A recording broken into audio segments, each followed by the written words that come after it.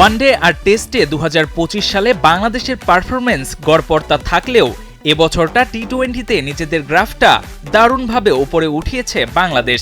Team পারফরম্যান্সের হিসেব নিকেশের মাঝে বছরটা নিজেদের করে নিয়েছেন মোস্তাফিজুর রহমান, তানজিদ তামিম এবং রিশাদ হোসেন।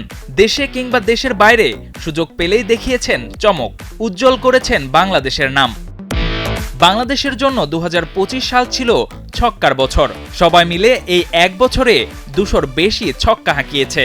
আর ছক্কার ডাবল সেঞ্চুরির মাঝে টাইগারদের রাজা তানজিদ হাসান তামিম। দেশের হয়ে এবছর টি-20 এবং ওডিআই মিলে ৪৪টি ছক্কা মেরেছেন টাইগার ওপেনার, যা এক পঞ্জিকা বর্ষে বাংলাদেশের ব্যাটসম্যানদের মধ্যে সর্বোচ্চ।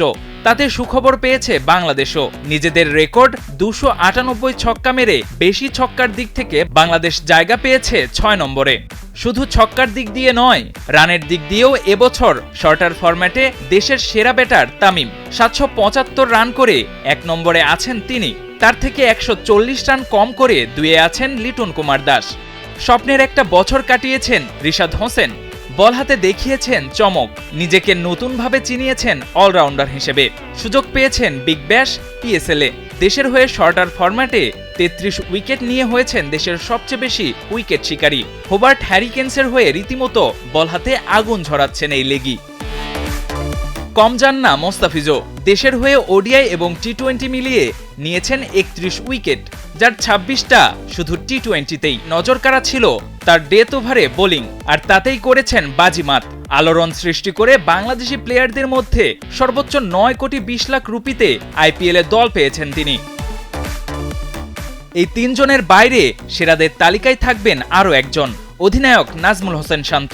লঙ্গার ভার্সনে ৫৩২ রান করে এবছর বাংলাদেশের সবচেয়ে বেশি রানের মালিক তিনি।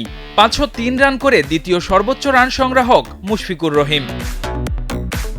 ব্যাট হাতে তানজিদ তামিম এবং বল হাতে রিশাদ মোস্তাফিজরা ২০২৫ সালটা নিজেদের করে নিয়েছেন। টি-20 বিশ্বকাপের আগে বাংলাদেশের জন্য দারুণ একটা সুখবর এটা।